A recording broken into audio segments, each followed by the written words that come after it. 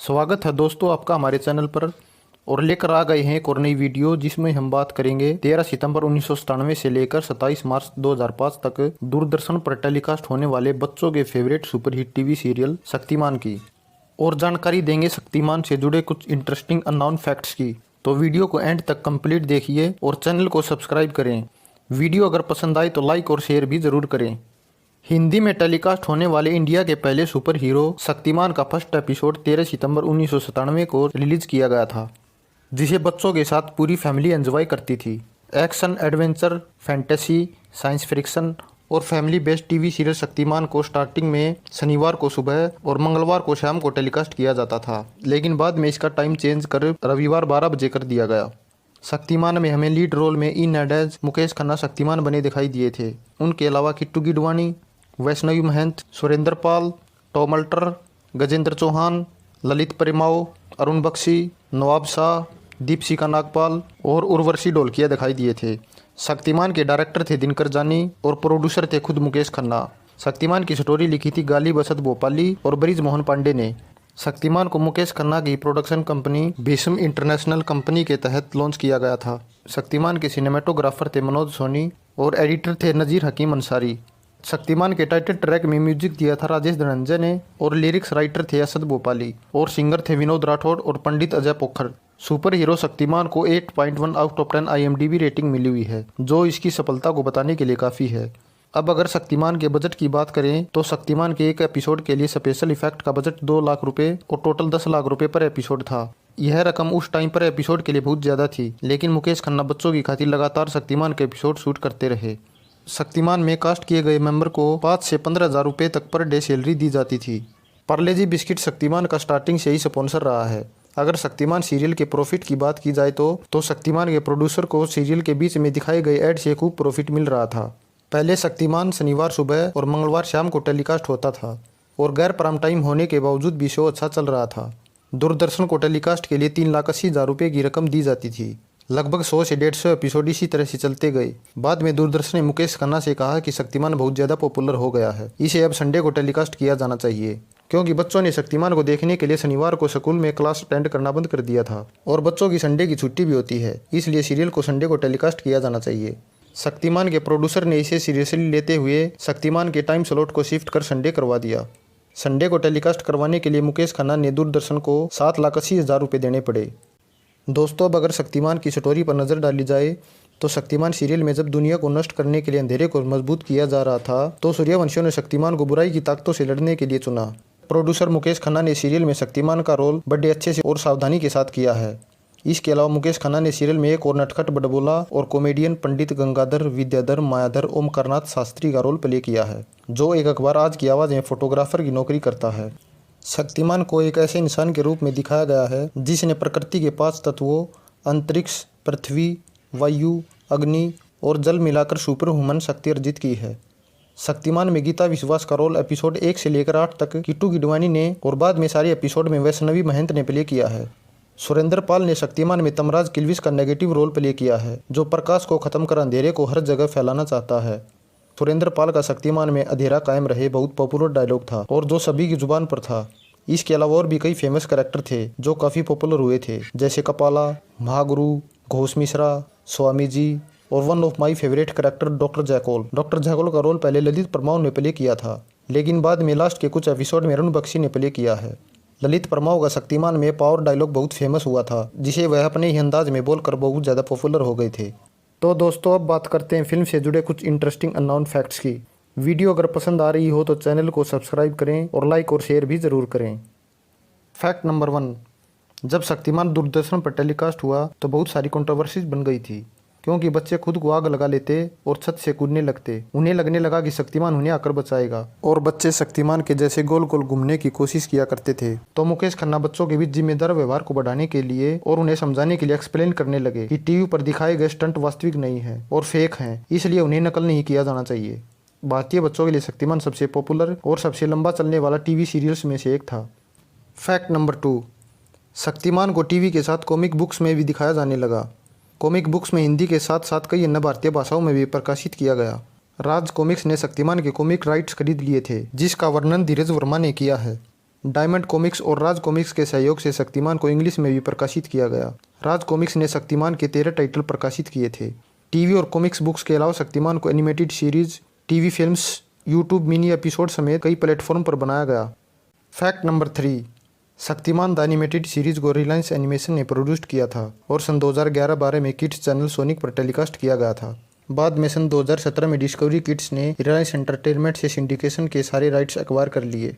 Pogo TV पर भी 30 जून सन 2013 को हमारा शक्तिमान टीवी सीरियल टेलीकास्ट किया गया। फैक्ट नंबर 4, शक्तिमान के एक एपिसोड में गंगाधर ने बच्चों को बताया कि वह एक टैलेंटेड एक्टर है। गंगाधर बच्चों से पूछता है कि क्या भीष्म पितामह को देखना चाहते हो, क्योंकि मुकेश खन्ना ने महाभारत में भीष्म का रोल प्ले किया है। महाभारत से मुकेश खन्ना काफ़ी पॉपुलर हुए थे। महाभारत को सन 1988 में दूरदर्शन पर ही टेलीकास्ट किया गया था। फैक्ट नंबर 5, शक्तिमान में जब कुछ डिफ़िकल्ट शॉट्स नहीं क्रिएट किए जा सके तो हॉलीवुड की पुरानी फिल्मों जैसे readers of the last arc के कुछ क्लिप यूज कर लिए। Readers of the last arc को सन 1981 में रिलीज़ किया गया था।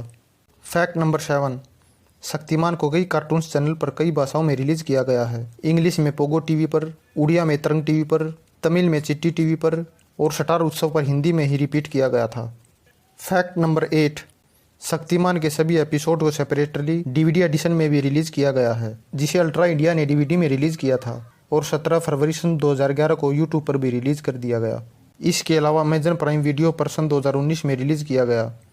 फैक्ट नंबर 9, मुकेश खन्ना ने सन 1981 में शक्तिमान का कॉन्सेप्ट लिखा था जब वह राजश्री प्रोडक्शन की एक फिल्म पर काम कर रहे थे। तब उन्होंने इसे प्रोड्यूसर राजकुमार बड़जात्या को दिखाया और उन्हें यह आइडिया बहुत पसंद आया। फैक्ट नंबर 10, शक्तिमान सीरियल को स्टार्टिंग में जो सक्सेस मिली थी वह 2005 तक आते आते कम हो गई थी और दूरदर्शन जो 3 से 10 लाख रुपए तक टेलीकास्ट फीस लेता था वह अब 16 लाख रुपए की डिमांड करने लगा। मुकेश खन्ना को यह अमाउंट बहुत ज़्यादा लगा, इस वजह से उन्हें शक्तिमान को पूरी तरह से क्लोज करने का डिसीजन लेना पड़ा। फैक्ट नंबर 11, शक्तिमान के पॉपुलर होने के बाद शक्तिमान के कॉस्ट्यूम्स, स्टिकर और डॉल्स को मार्केट में इंट्रोड्यूस किया गया था। फैक्ट नंबर 12, भारतीय पौराणिक कथाओं में बहुत सारे मजबूत करैक्टर हैं, लेकिन कोई सुपर हीरो नहीं था। सभी को सुपरमैन या स्पाइडरमैन देखने को मिलते थे, जो सभी विदेशी सुपर हीरो थे। यही कारण था कि जो मुकेश खन्ना को शक्तिमान बनाने का आइडिया आया। फैक्ट नंबर 13, शक्तिमान में गंगाधर का करैक्टर अमेरिकी कॉमेडियन जेरी लुइस से इंस्पायर्ड है। फैक्ट नंबर 14, शक्तिमान जब टीवी पर टेलीकास्ट होता था तब भारत के विदेश मंत्री और तत्कालीन प्राइम मिनिस्टर अटल बिहारी वाजपेयी ने मुकेश खन्ना को लेटर लिखकर तारीफ करते हुए लिखा था, आपने शक्तिमान सीरियल को बनाकर बहुत अच्छा काम किया है।